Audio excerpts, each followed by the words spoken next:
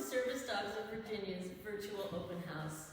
Each year we have an open house in August, and we invite people in to see our process and see what we do. But this year we can't because of the pandemic. I guess the silver lining of this is that some of you who normally couldn't attend because you're too far away can attend now. So we hope you're out there. We don't know. But we will be able to take questions, so that'll help us know if you're out there. So if you do have questions, please type them in. We'll try to take them as they come if we can, otherwise we will answer them at the end. I'd like to take a moment to introduce myself. I am Peggy Law.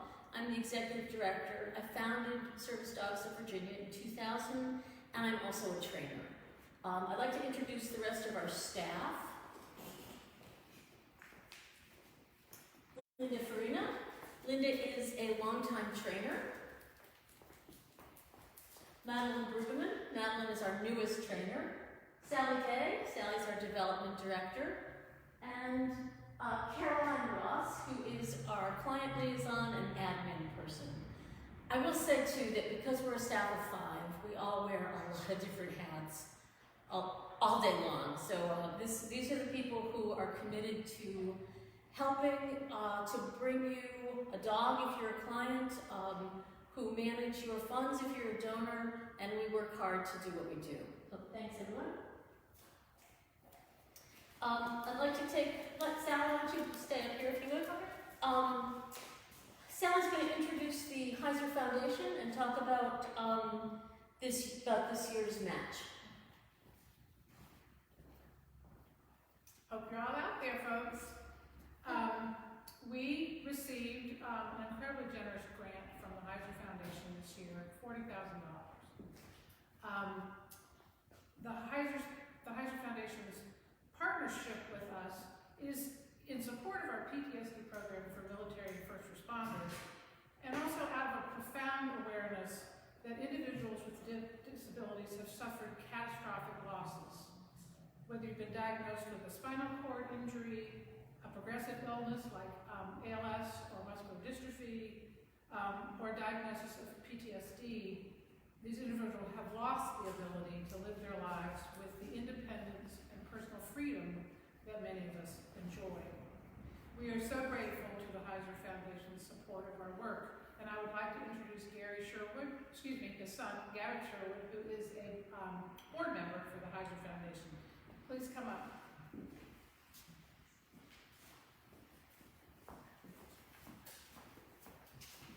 Thank you, Sally. I appreciate that. My name is Gavin Sherwood, here representing the Heiser Foundation, and just wanted to tell you a little bit of history here.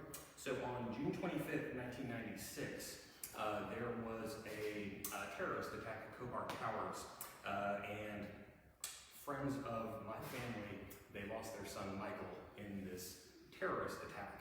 As a result, Fran and Gary, the parents of their son Michael, who was lost, decided to start this foundation, now named the Heiser Foundation. So we stand here today because of that mother and that father, Fran and Gary, who decided to spend their remaining years fighting terrorism and trying to help others. It seemed only an appropriate match for us to pair with Service Dogs of Virginia for that basic purpose, as we share relatively the same goal. Let's see. So I met Sally and Peggy, probably about a year ago, I would say, and I've had the chance to see some of the work that they do on a relatively brief basis, but the dedication that they have, the perseverance that they have, and just the enjoyment that they receive doing the work that they do is something that the Heiser Foundation thought would be beneficial to support. And we are very honored and feel a great sense of gratitude being able to pair with you to help train a dog to serve an individual in need. So we greatly thank you welcoming us into your organization. Thank you. Thank you.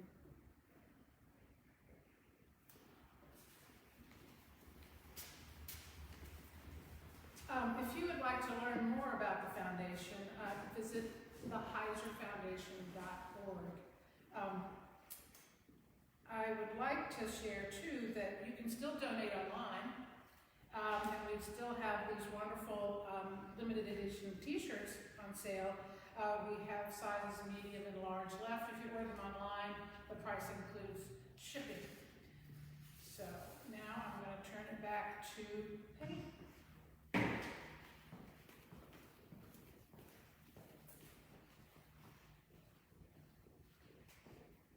Thank you, Gavin. Thank you, Gary. Can't tell you how much it means to us to receive your support. I know it's what you do is very heartfelt, and we appreciate it. Each year, our open house has a theme, and this year we wanted to tell you about making the match. So how do we pair each client with each dog? It's not a cut and dry process. It's not simple. So we're going to just give you a snapshot of, I guess it's more than a snapshot, we're going to give you a window into seeing what we talk about, what we discuss, what we look for as we're making matches. Before we get started, I need to say that many of our dogs have human names, so it could get a little confusing, but I did introduce you to staff, so hopefully you'll know who's the staff and who's the dog. But when they have human names because they're named for our donors. And we like to honor our donors, and some of them are named with the donor's name. Sometimes the donor has selected a name. So we'll be revealing the origins of the names as we go forward. So how's our process work? Well, we conduct a personal interview with each and every client. Before the pandemic, they would come here to our training center and we would interview them here. And we want to get to know their goals, their interests, what they're afraid of, what they're striving to do, what their strengths are, who their family members are. We want to get as full a picture as possible. Then we do a home visit, or we used to do a home visit, now we're doing virtual home visits. Again, we want to complete that whole picture so that we can, the more we know, the more we're able to help someone. Then the staff meets, all 5 of us get together, and we discuss each client. The goal, the goal is to figure out each applicant's level of determination. That's the first thing. What goals motivated them in the first place to seek out a dog? Will they persevere when it gets difficult? Transfer camp is difficult, where they learn to work with their dog. It also gets difficult sometimes just having a dog, being out in public with them. So how much are they going to stick to it when the going gets tough? Our clients don't realize what we do, or I should say our applicants don't realize, that having a dog, even though the dog is trained and well trained, it's a lot like having a toddler. A toddler with you 24/7. We call them toddlers with superpowers. You have to still be on your game in order to manage your little toddler. And it takes a lot of energy and a lot of effort. So there's a balance between how much you'll gain and how much you have to spend in order to manage that dog. So we want to have a full picture of the person to be able to decide, are we really helping this person, or are we making life harder for them? Because we know our clients don't understand that, we have to think about it for them. Second, we determine if the person has a good level of support within their family and or their community. So if somebody, let's say somebody's just had a baby, it's probably not a really good time for them to also add a service dog to their household. But if they happen to have grandparents that live across the street, or they have family that's involved, or they have children that are in age to babysit, maybe it would work. So those are the kinds of things that we're going to look at. If the person is quadriplegic, do they have live-in help, or do they have to rely on someone who has to drive a distance to help them every day? These are also factors that will influence how we evaluate that person. Third, we try to understand if a person has the ability to complete our transfer camp. So the transfer camp is a 2-week period where the person comes here and learns to work with their dog. We say it's kind of like learning to dance with a partner. So the partner knows all the steps but can't lead the dance. And the person has to learn how to lead the dance and learn what the steps are, and it's not easy. It's also, we say it's like learning a foreign language, because they have to learn the words that the dog knows, and they have to become comfortable using them at the right time. Fourth, we ask ourselves, what difference would a dog make in their life? We want to know, as I said earlier, that we're helping rather than burdening someone. Again, we look at what their goals are, and we want to see that the dog can do at least 3 things to make their life better. Finally, we discuss whether their home is suitable for a dog. So often a home could be suitable for a pet, but it's not going to work very well for a working dog. For example, we had a potential client who wanted a dog for a medical alert, but she had her own personal dog who would sit on her lap and guard her and growl if another dog came by. Well, obviously the service dog could not do an alert in those circumstances, so we could not make that placement. So we have to see, we also want to see when we do a home visit, do they have cats? Do they have birds? Are they living in the city? Are they living in the country? Is there a lot of traffic? Is there a lot of noise? We want to get a full picture of where this dog might be placed so that we can choose a dog who will be comfortable in that environment. Finally, I just want to say, if somebody wants a dog for protection, even if if they have PTSD, that is not something that we train and not something that we will give. We don't train dogs that will guard, and we don't train dogs that will protect. So that's a little bit of the human side of this. Now what we want to show you is the canine side of this. It's kind of an arranged marriage, and we do give the dog some vote in who they're going to be paired with. Each of our trainers has a string of dogs that they are training, and they know their dogs really, really well. These dogs possess a variety of traits that may or may not make them suitable for one type of client or another. Sometimes it's more clear, sometimes it's not. So let me just outline the 5 programs that we have. They are physical assistance, so that's someone generally in a wheelchair or someone who can walk but is unsteady when they walk.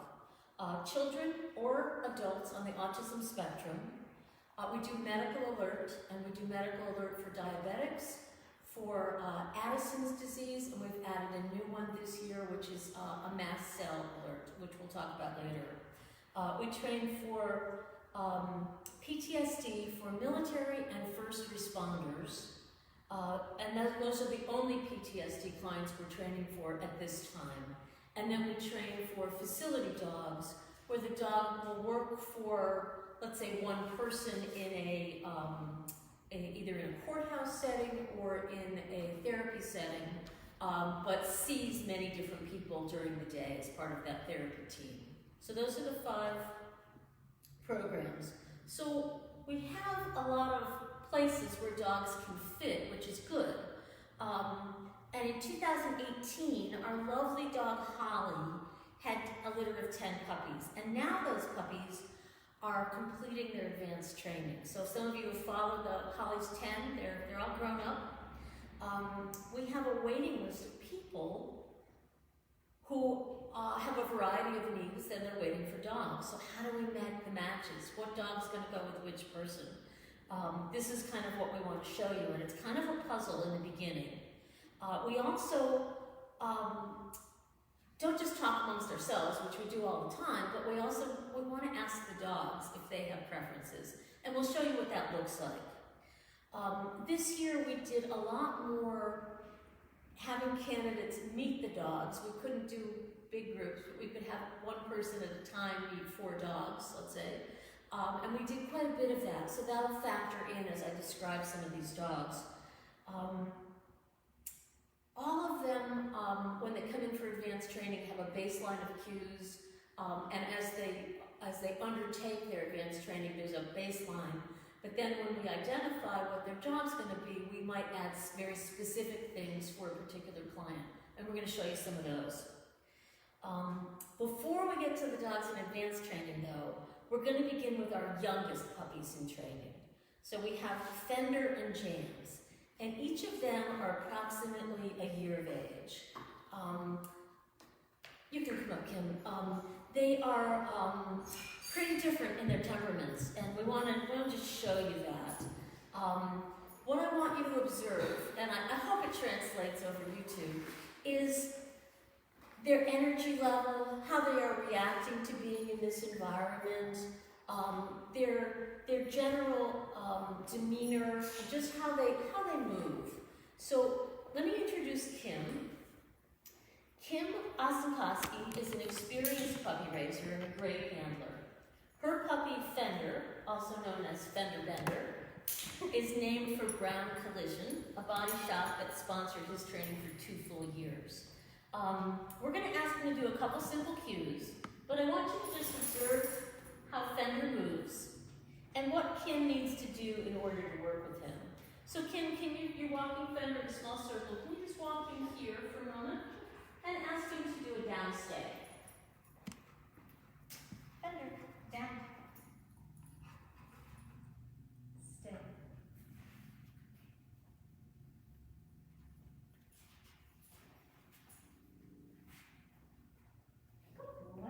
Oh, sweetheart. So you can see Fender has a solid down. He gives beautiful eye contact to Kim. Oh, right, cute. He's very connected and he has a nice steady pace. He moves very smoothly. He's not erratic. He has a real smoothness to his gait. And that smoothness of movement is really a window into his state of mind. He is relaxed and confident. And Kim doesn't have to do a whole lot in order to keep him on track. So Kim, could you describe your household and what it's like to live with Fender there? And you can take your mask off, I'll put mine on. Okay. I have 4 kids at my house, 17, 16, 13, and 10. And so it's a very busy household, with lots of activities and family coming over and friends and things like that. And you have chickens, right? And we have chickens. Yeah, we had sheep, but we don't anymore. And 1 other dog. And so it's a very active, we like to go hiking and things like that. That's kind of our household. And how has Fender fit in? Fender he's been easy to just kind of go with the flow. He's kind of a low-key guy. He'll take a hike with us, or he'll just lay around and chill when we're inside. He's very different from our family dog, who is much more energetic and could play frisbee or chase ball until he's just ready to pass out. Whereas Fender will take the ball and play a bunch, and then he'll just go lay down in the shade. Or he'll never sit down by me. He's just easier going. Okay, and stay up here for just a minute. So in a moment you're going to meet Jams. And Jams is named for the Jefferson Area Motor Squad, which is a group of motorcycle police officers in our area that chose us as the beneficiary of their annual fundraiser. Recently, Jams spent 3 weeks at Kim's house. We do a puppy swap so the puppies can have different experiences, live in the city, live in the country. So I'd just like to ask Kim if you can describe what it was like to have Jams in the same environment. So, well, first of all, it's different building a new relationship with a dog that hasn't been a partner of mine before. And so it took a little bit of time with that. She was very excited to be in a country setting and see chickens and things like that were entertaining for her. But living with a dog that's a little more energetic and spunky and high energy was a big difference from Fender. However, I've had other dogs that we've trained through Service Dogs of Virginia that have been like Jams in that sense. Like Annie was a very spunky, high energy kind of girl. And she's been placed as a diabetic alert dog. And so it is quite a difference. But I would say, like, personal favorite, I'm sort of like a chill kind of dog. He's just a little easier, that's all. 4 kids, not 5. Right, right. Thank you. Thank you. So, little Jams is raised by Missy. Let me take this off. And Missy is also an experienced raiser like Kim. In her spare time, Missy has been working with Jams on some scent work under the guidance of a local nosework instructor. I'm going to talk more about what nosework is in a little bit. But Jams loves this activity, and she excels at it. So in nosework, a dilute amount of an essential oil is placed on a Q-tip and then put into a tin. We'll show you that when we're done. This is what Jams will be searching for. It's hidden among the stuff on the floor. I'm going to get out of the way so you can watch. And you'll see her investigate at a pretty fast pace. Missy's job is to stay out of her way and just follow behind. But then Missy's job is also to declare when Jams has finally alerted. And I'll just tell you what Jams' alert is. She doesn't say that alert. She instead disengages from the scent and looks at Missy. So that's her alert. So let's just watch Jams work. Let me get out of the way.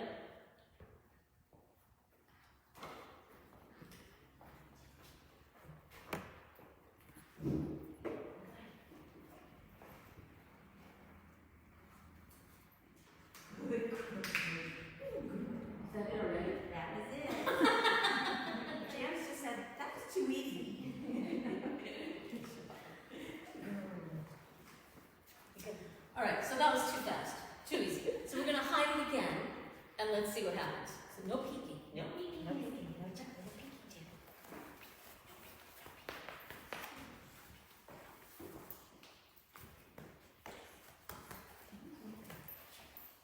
Ready? Oh, sorry.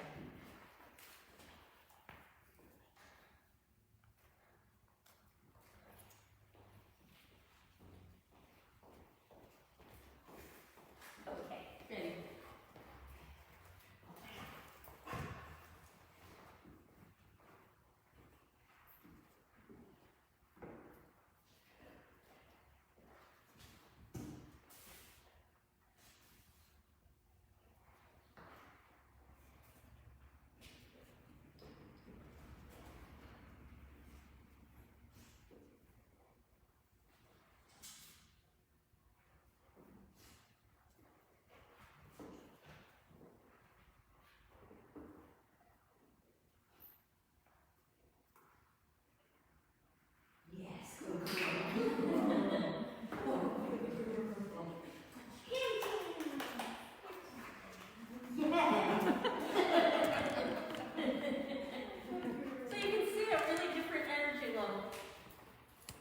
I just want to show you what the tin looks like.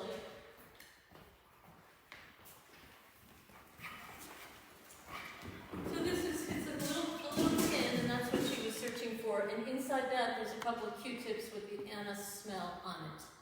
Okay.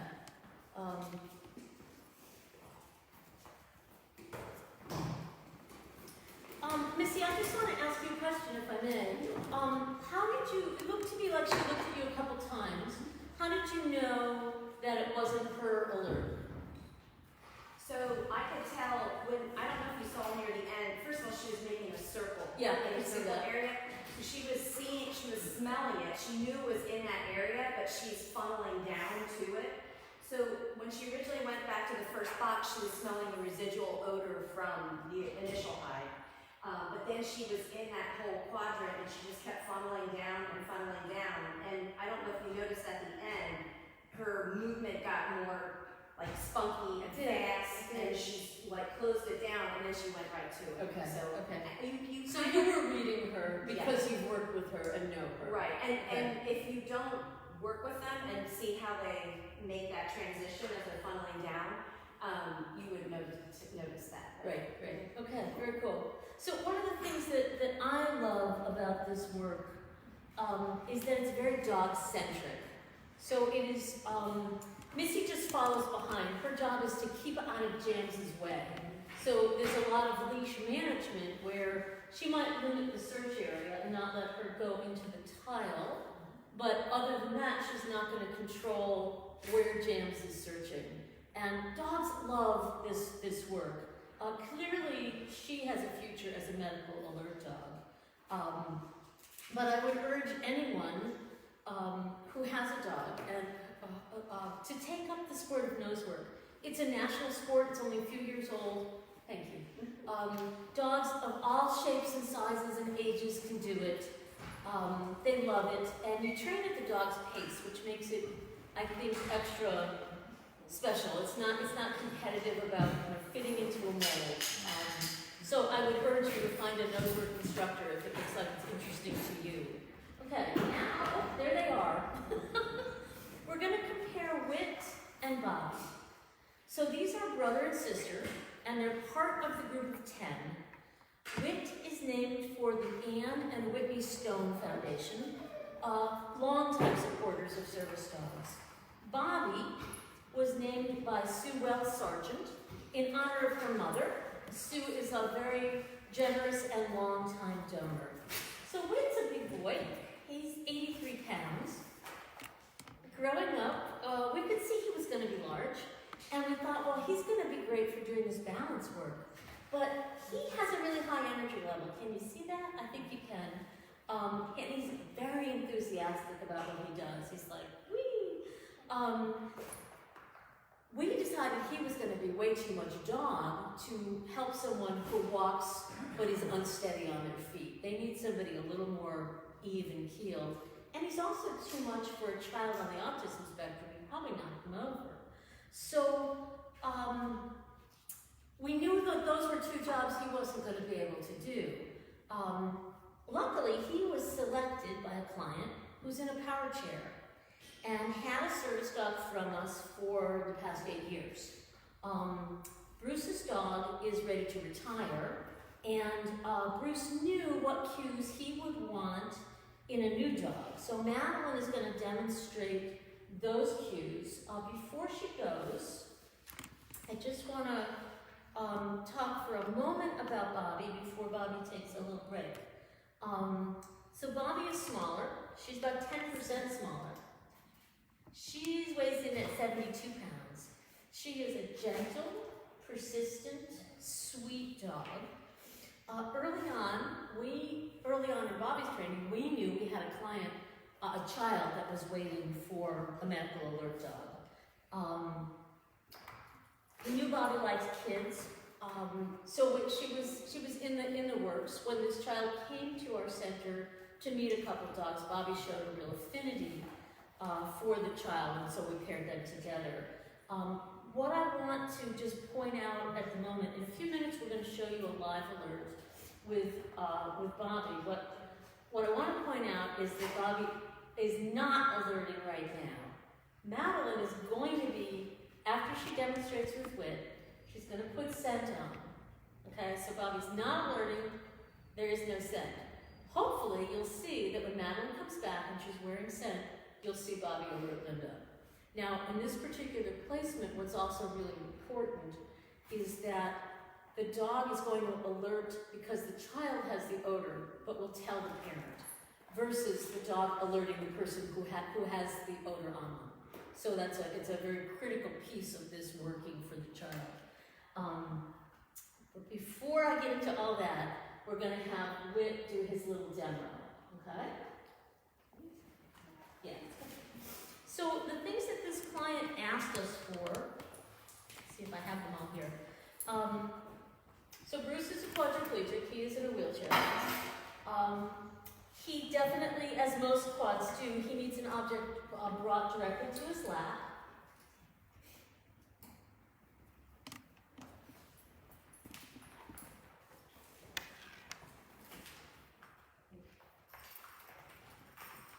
Really get it to the ground.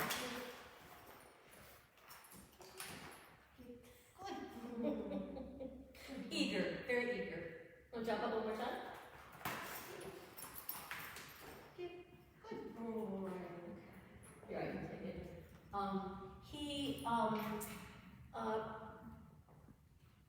Bruce doesn't have a lot of range of motion, so he needs help putting the collar, taking the collar off the dog and putting the collar on. And being able to do that independently is really important. Bruce drives, and he drives a modified van, so he needs to be able to get his dog dressed. So this is how he asked us to have his collar removed. So Wood knows when his collar is touched in that way, he's supposed to back up. Now, to put it on, he's a very eager dog. He just jumps up and puts his whole head through. There's 2 more cues we're going to show, and you could either be in the chair or out of the chair for this. So we're going to do the Get Jackie.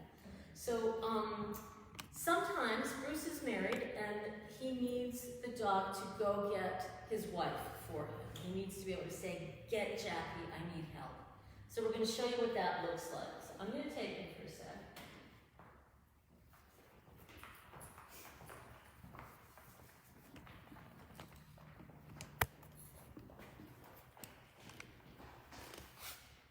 Get Jackie.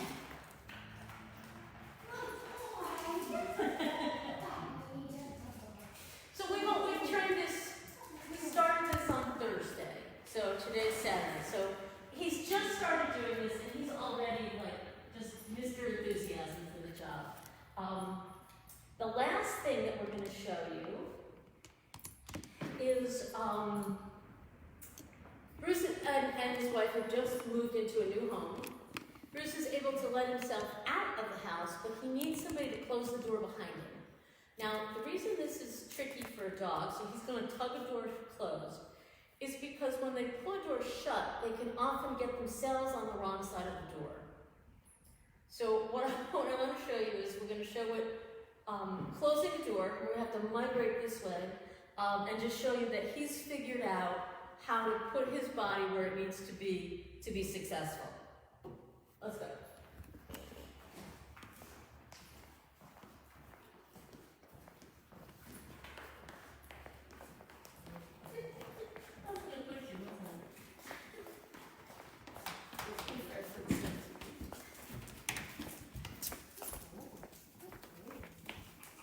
So here's the door, which is open. Yeah.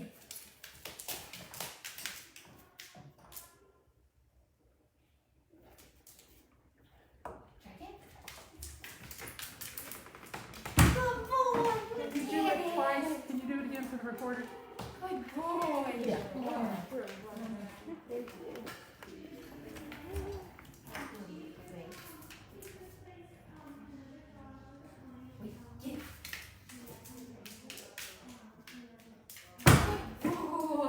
What a good boy. You're so smart. Yes, we did. You did. Good job. Good job. Okay, so remember I said Madeline was going to put Whit away, and she's going to be putting scent on. So Linda's going to come back out.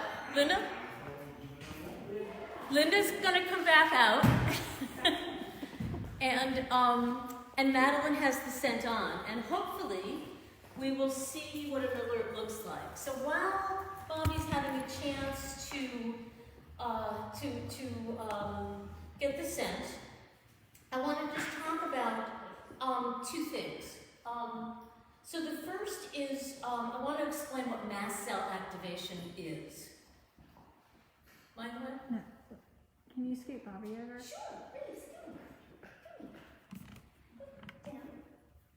So mast cells produce histamines, and it puts this child at risk for anaphylaxis. His body overproduces histamines when there's too much heat, when he's ill, and for reasons that they don't understand.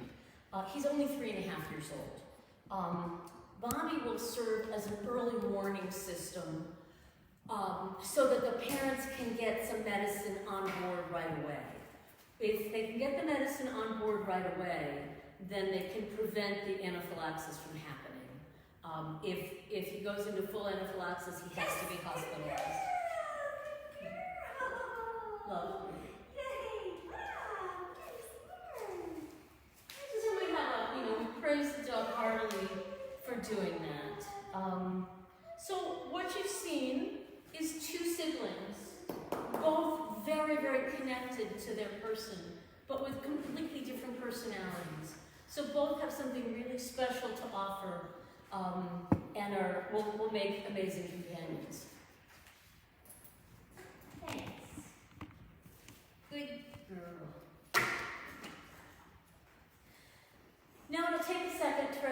next two dogs up here. They are Gus and Bonnie.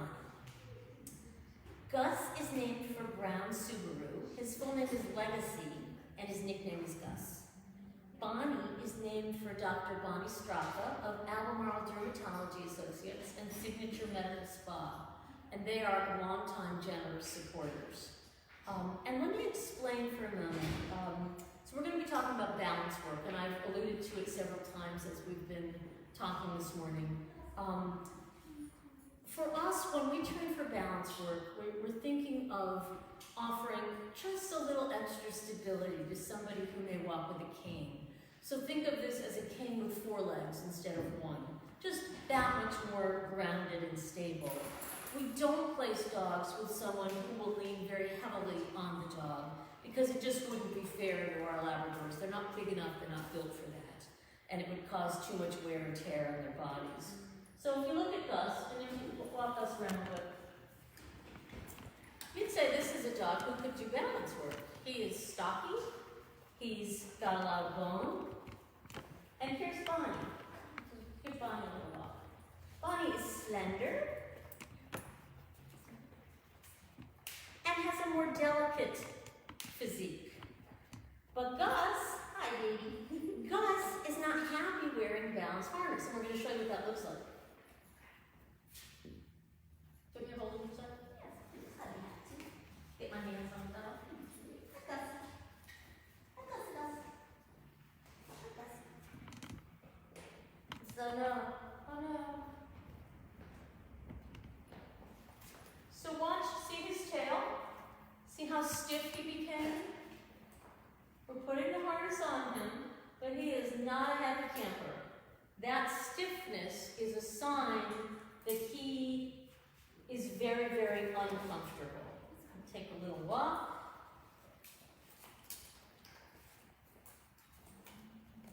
He'll do it because he's that kind of guy, but he is not happy. Okay, so we thought, well, all right, so he doesn't want to wear the big heavy harness.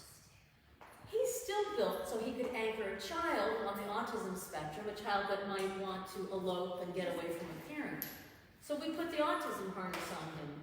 Well, with autism, there's frequently a few things that are hanging from the harness because we want to encourage the children to hold a handle and walk with their parent. So here we go again. We put this on him. Much less cumbersome apparatus, but it's got things hanging. Can you see how he's walking? He's kind of crabbing. He's stiff. Just throw that handle over the other side too, just to...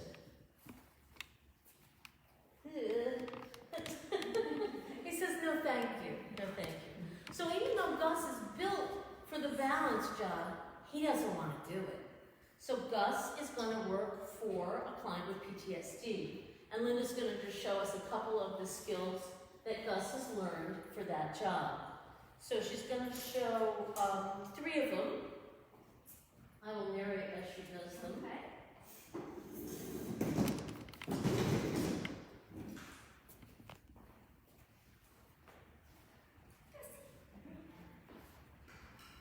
So the first one, she's shaking her leg. It's a common thing that people do when they are anxious. Our folks with PTSD are anxious. We will also customize, different people do different things for anxiety, but he is just going to put his head in their lap and say, I am here for you.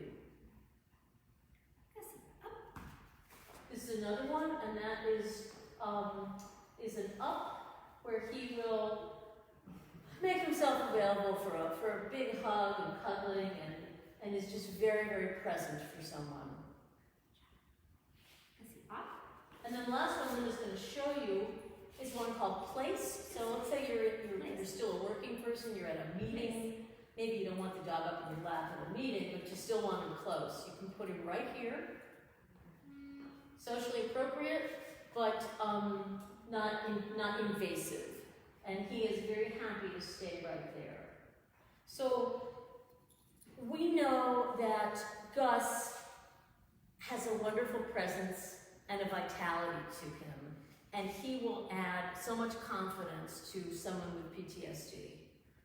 So that's what Gus is going to do. Now, we're going to look at slender little Bonnie. You wouldn't imagine it, but Bonnie loves the balance harness. So we're just going to show her putting it on and walking with it. I don't know if y'all can see, Bonnie had a little injury to her tail this week, so she has a bandage on the end of her tail. Can y'all see her putting the harness on? Okay.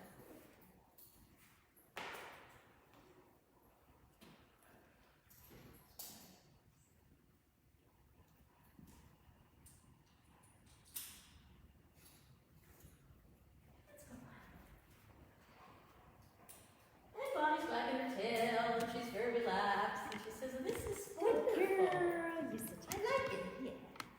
Can you see the difference? I hope you can. I hope it shows up on YouTube. Facebook, sorry.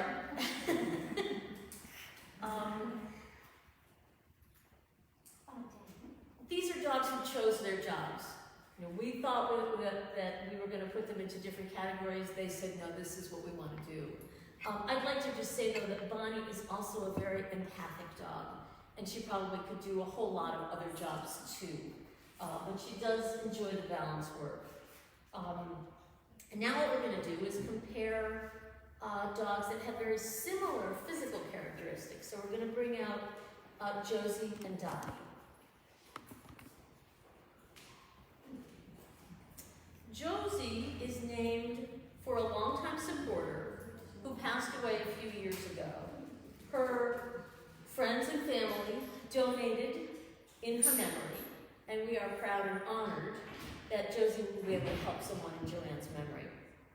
Dottie is named for the very kind individual who allowed us to whelp a litter in her living room, this litter, while she was away. So she definitely got a name after her. Both these dogs are what you would call mid-sized Labradors.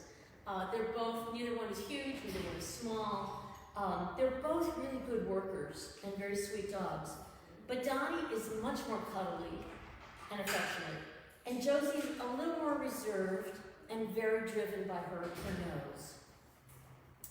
So when I told you earlier that we were having some clients come and meet dogs, well, one client with PTSD is now working as a second grade teacher. So we needed dogs that would be comfortable around a lot of children.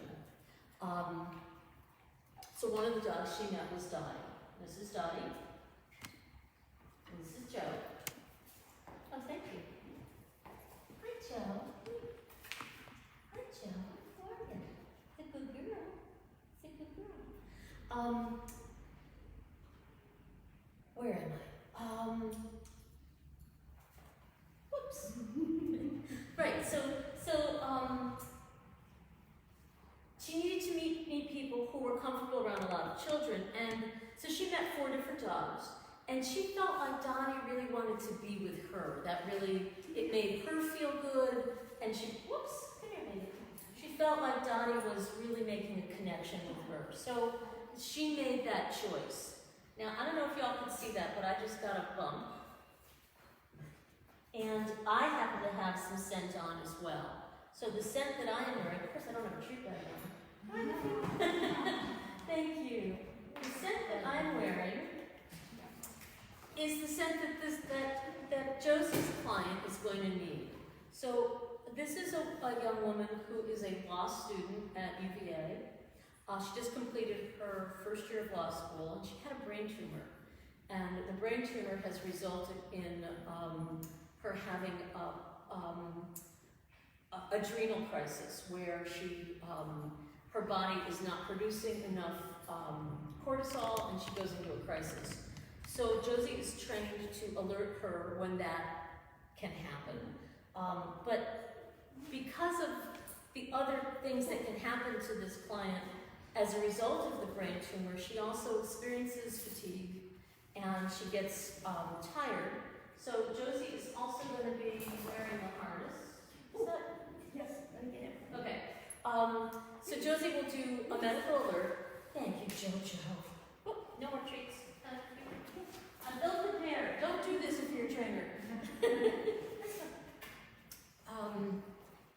will wear the do the medical alert, she will wear a balance harness, and she also will work in a scooter. Let's see. Thank you. Good girl. Good girl. She also can walk very comfortably, thanks, past the scooter. Look at her, she says, I can put it on. No problem.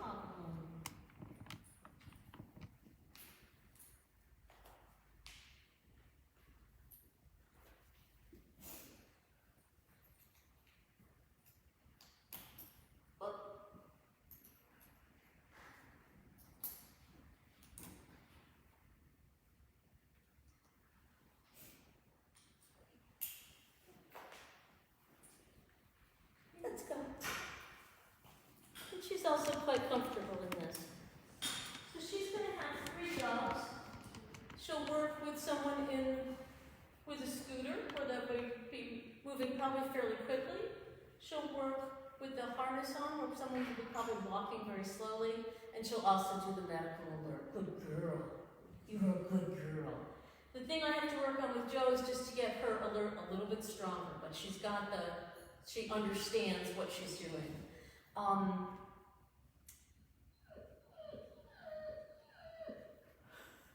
I'd like to introduce the next dog, who is Nova. Nova is on loan to us. Aren't you gonna do? Oh, I'm sorry. Yeah, no, wait a minute. Oh, yes, I'm sorry. I'm so sorry. Linda is going to show you what Donnie is going to do.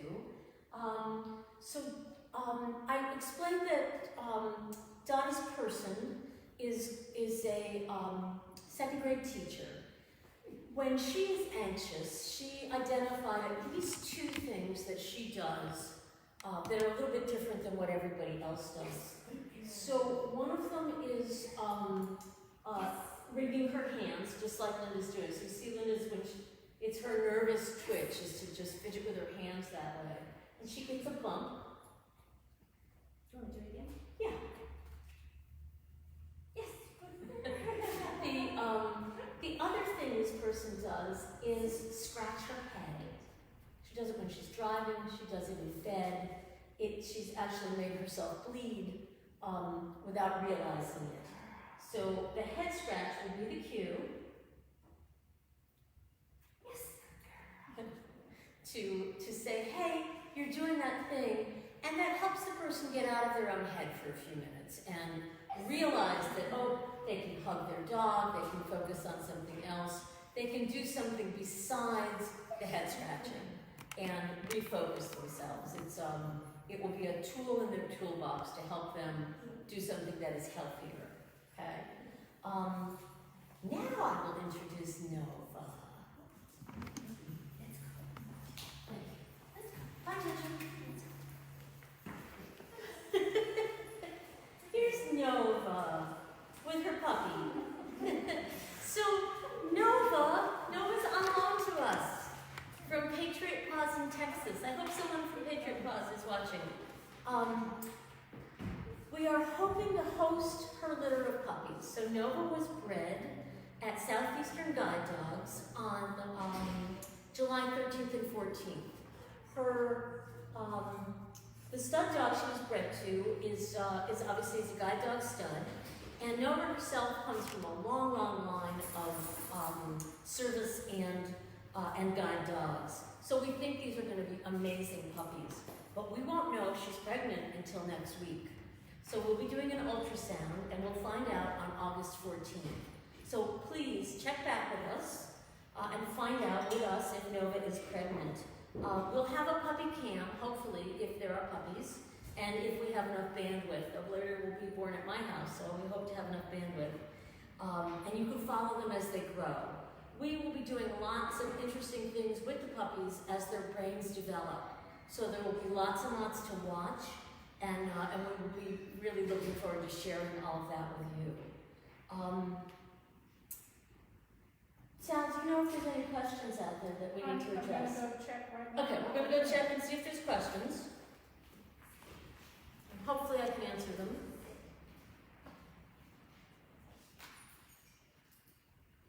There are not, I've answered some, but there are none. Okay. I'm off the hook. So let me turn this back over to Sally to see how we did with our goal of raising $40,000 to match the Heiser Foundation grant.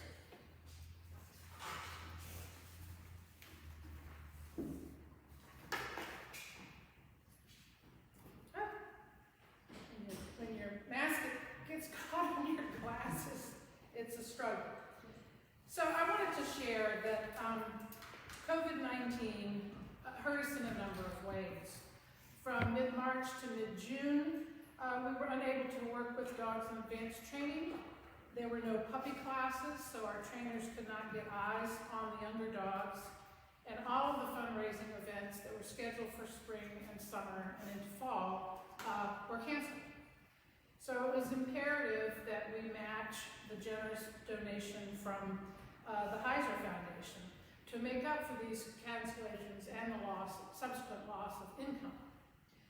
It's also imperative that we have a successful sponsor a dog and end-of-the-year campaigns to assure that we have a sound year and a good start for 2021.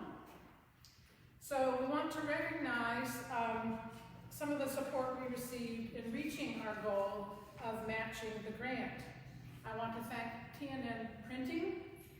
They covered the cost of our huge postcard mailing for this event. It was a big surprise and such a generous act on their part.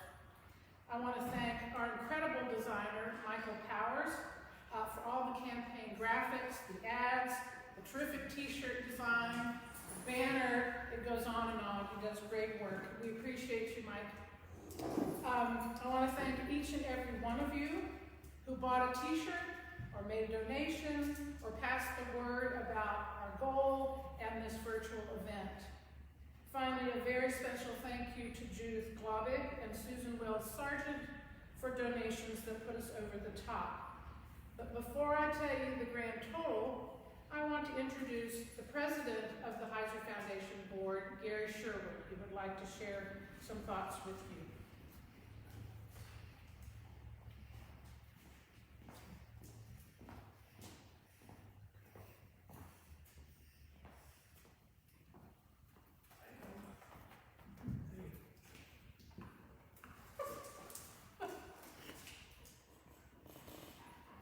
That's for all our friends in Florida that can't be here today. That we've got another dedication ceremony in Palm Coast, Florida this afternoon, where Linda, Sandra, Tom, and Steve are going to be there. We're dedicating a plane in Fran's name for Teens in Flight, which is a organization that teaches teenagers how to fly.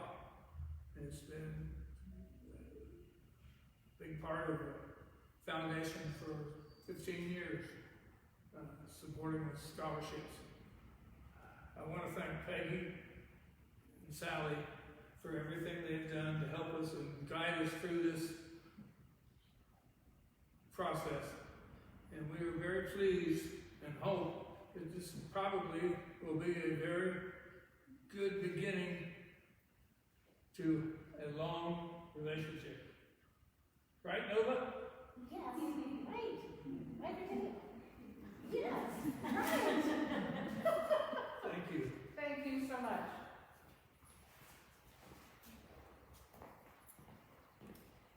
Well, and now, drum roll please. We want to let you know that to date we have raised a grand total of $61,950.